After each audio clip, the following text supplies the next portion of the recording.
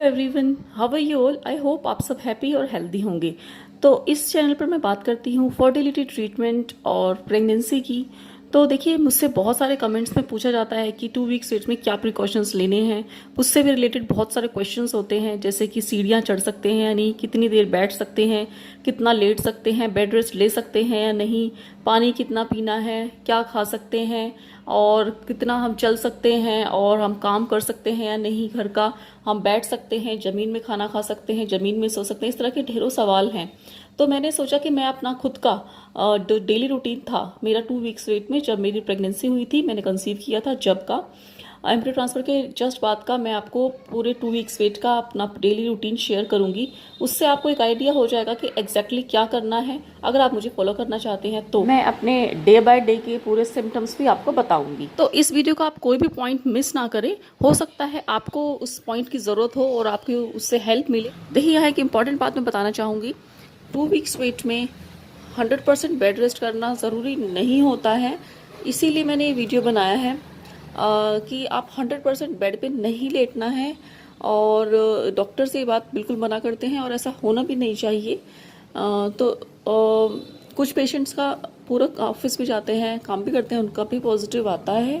तो ये कम्प्लीटली आपकी चॉइस होती है कि आप क्या कर सकते हैं। तो यहाँ मैं अपना बताऊंगी। और देखिए, कुछ लोगों के लिए ये पॉसिबल भी नहीं है कि आप कोई भी काम ना करें, या फिर कोई किसी काम को अवॉइड करना। तो ऐसे केसेस में आप ये कर सकते हैं कि आप बहुत ज़्यादा हैवी काम अवॉइड कर सकते हैं, बाकी आप सारे काम जो है वो स्लोली स्लोली कर सकते हैं, और बहुत ज़्यादा हैवी काम को आप अवॉइड कर सकते हैं। थी तो चलिए स्टार्ट करते हैं। जिस दिन एम्ब्रियो ट्रांसफ़र हुआ उससे एक दिन पहले मैंने अपना थ्रेडिंग करवा ली थी, हेयर कट करा लिया था और हेयर वॉश कर लिया था, क्योंकि मुझे पता था उसके बाद प्रेगनेंसी भी जाती है तो ये सब मैं नहीं करवा पाऊंगी पार्लर जाके। तो ये सब मैंने करवा लिया था। मैंने फेशियल नहीं करवाया था क्योंकि सर्दियां थी उस टाइम और ज़्यादा पानी यूज़ करने से मुझे कोल्ड हो सकता था, तो इसलिए मैंने वो नहीं करवाया था। अगर गर्मियाँ हैं और आपको सूटेबल है तो आप एक दिन पहले ये सब करवा सकती हैं। तो ये सब होने के बाद नेक्स्ट डे हम लाइट ब्रेकफास्ट के साथ में गई थी एम्ब्रियो ट्रांसफ़र के लिए, और उसके बाद हम 6 बजे तक मेरा एम्ब्रियो ट्रांसफ़र हो गया था शाम के। मतलब घर पहुंचे थे हम 6 बजे। और यहाँ मैं इंपॉर्टेंट बता देती हूँ कि हॉस्पिटल में मैंने लिफ्ट यूज़ करी थी और घर पर सेकंड फ्लोर पर है तो मैंने सीढ़ियाँ यूज़ करी थी। जी हाँ, मैंने सीढ़ियाँ यूज़ करी थी, बिल्कुल धीरे धीरे मैं चढ़ी थी, और उसके बाद 15 दिन तक मैंने कोई सीढ़ियाँ यूज़ नहीं करी थी। तो अब बात करते हैं घर आने के बाद। घर आने के बाद मैंने सिर्फ लाइट फ्रूट्स वगैरह लिए थे, अपनी दवाइयाँ सारी ले ली थी मैंने। और मैंने अपने जो रिलेटिव्स हैं उनको बता दिया था कि मेरे खाने में लहसुन, अदरक, गरम मसाला नहीं होना चाहिए बिल्कुल भी, और जो भी गरम तासीर की चीज़ें हैं जैसे चने की दाल है, चने हैं, ये सब भी नहीं होने चाहिए, और सिर्फ ठंडी तासीर की चीज़ें हैं। ज़्यादातर मैंने घिया तोरी ही खाई है अपने खाने में, ठंडी तासीर की चीज़ें ही ली हैं मैंने। तो वो मैं अब शुरू से आपको बताऊँगी थोड़ी सी देर के बाद। तो उस दिन मैंने ये सब किया था, और रात को ब्रेकफास्ट डिनर में मैंने खिचड़ी खाई थी बस। और उसके बाद मैंने घर पर आकर भी आते ही रेस्ट किया था पहले, उसके बाद 3 से 4 मिनट में वॉक भी किया था। लेकिन ज़्यादातर मैं लेटी ही रही थी, और रात को भी डिनर के बाद मैं दूध पीने के बाद सो गई थी। तो नेक्स्ट डे मैं आपको बताती हूँ सुबह अर्ली मॉर्निंग मैंने क्या किया था, ये मेन है। आप इसे एक इम्पॉर्टेंट बात मैं बताना चाहूँगी कि जब मैं एम्ब्रियो ट्रांसफ़र करवा कर आई थी तो मैंने बेड पर एक जहाँ पर आप पैर होते हैं वहाँ पर एक हल्का सा ब्लैंकेट रख लिया था, जो पतला होता है वो, ताकि मेरे पैर थोड़े से हाई रहें बॉडी से। ये मुझे वहाँ के जो स्टाफ था उन्होंने बताया था। तो मैंने फर्स्ट डे तो बिल्कुल पूरा ऐसे ही किया था रात तक, और नेक्स्ट डे से मैंने कभी लगा लिया और कभी नहीं लगाया। अपने कंफर्ट के हिसाब से मैंने किया था। अगर ब्लैंकेट जो है वो ज़्यादा ऊंचा नहीं होना चाहिए, पतला वाला जो ब्लैंकेट होता है आप उसे यूज़ करिए। इसके लिए भी आप पहले डॉक्टर से पूछ सकते हैं अपने, अगर आपको डाउट है तो सबसे पहले जैसे ही उठते हैं, मैं बेड रेस्ट पर थी। तो उसका मतलब भी मैं बताऊंगी। बेड रेस्ट का मतलब ये नहीं होता कि आप पूरा टाइम बेड पे ही पड़े हैं। तो इसीलिए मैं आपके साथ अपना शेड्यूल शेयर कर रही हूँ, तो रूटीन शेयर कर रही हूँ। तो सबसे पहले मैं 7 से 8 बजे के बीच में मैं जागती थी। तो बेड पर ही लेटे लेटे मैं थैंक्स बोलती थी गॉड को। Thanks for husband, thanks for this home, thanks for my baby girl, क्योंकि मेरे पास एक बेबी गर्ल ऑलरेडी है। और thanks for everything and thanks for this beautiful pregnancy. Yes, ये इम्पॉर्टेंट बात है कि मैं किसी चीज़ के लिए नहीं कि थैंक यू कि मुझे मिल जाएगी, ये नहीं, thanks for this beautiful pregnancy मैं ये बोलती थी गॉड को हाथ जोड़कर। उसके बाद ये सब जब उसके बाद मैं अपने हाथों को अपने आइज़ पे रख लेती थी थोड़ी देर के लिए। तो देखिए ये करने से मुझे बहुत ज़्यादा रिलैक्स मिलता था, बहुत अच्छा फ़ील होता था और आपके अंदर एक पॉजिटिव एनर्जी आ जाती है। आप एक करके देखिए, ये बहुत अच्छी चीज़ है। तो उसके बाद मैं उठने के बाद मैं या तो फ्रूट्स लेती थी अर्ली मॉर्निंग एम्प्टी स्टमक, या फिर मैं दही लेती थी। तो ये डिपेंड करता है, आपके सीज़न पे भी डिपेंड करता है। अगर सर्दियाँ हैं तो देखिए आपको दही नहीं लेनी चाहिए, लेकिन बिल्कुल जो मेरे रिलेटिव हैं वो बिल्कुल नॉर्मल टेम्परेचर पर करके मुझे दही देते थे जिस दिन दही देनी होती थी। नहीं तो मैं फ्रूट्स खा लेती थी। तो ये आपको करना ही है। कुछ लोग नारियल पानी भी पीते हैं। तो सर्दियाँ थी तो मैंने अवॉइड किया था। तो आप भी अपने वेदर के अकॉर्डिंग ये कर सकते हैं।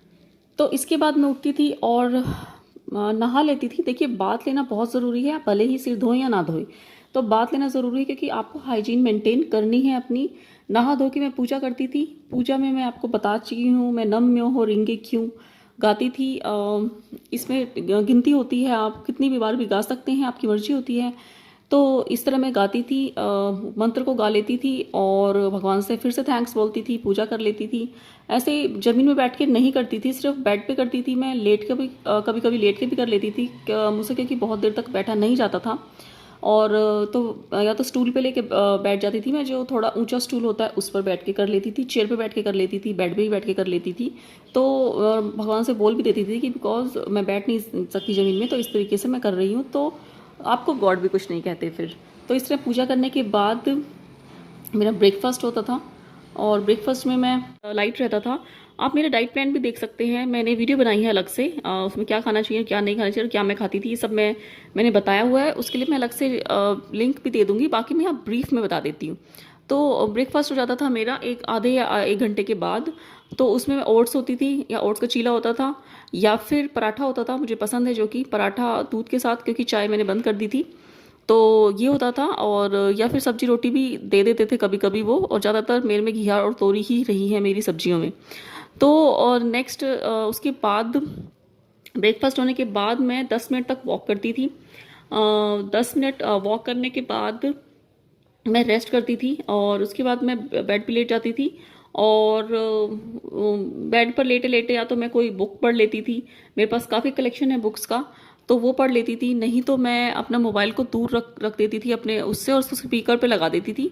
और मैं भगवान के जो सॉन्ग्स हैं, भजन है, वो सब सुनती थी। कुछ माता के मंत्र होते हैं जो कि गर्भ की रक्षा के लिए होते हैं, वो मैं सुन लेती थी। ऐसा बोलते हैं कि गर्भ की रक्षा करने के होते हैं, तो मुझे इन चीज़ में काफ़ी बिलीव है, तो मैं ये सब सुन लेती थी। तो कई बार मैं टीवी में लगाकर भी देख लेती थी। मेरे पास अमेज़ॉन की स्टिक है, मैजिक स्टिक, उससे आपका यूट्यूब वगैरह सब फ़ोन टीवी में आ जाता है, तो वो भी मैं चलाकर देख लेती थी लेटे लेटे ही। और उसके बाद जब लंच होता था और बीच बीच में मैं ऐसे घूमती रहती थी एक रूम से दूसरे रूम में, ऐसा नहीं है कि आपको 100% ही बेड पे चिपके रहना है। तो उसके बाद उसके बाद 11 से 12 बजे के बाद मैं 1-2 फ्रूट्स खा लेती थी या जूस पी लेती थी। जो भी घर पे अवेलेबल होता था मैं वो खा लेती थी। सीज़न के अकॉर्डिंग आप फ्रूट्स और जूस ले सकते हैं।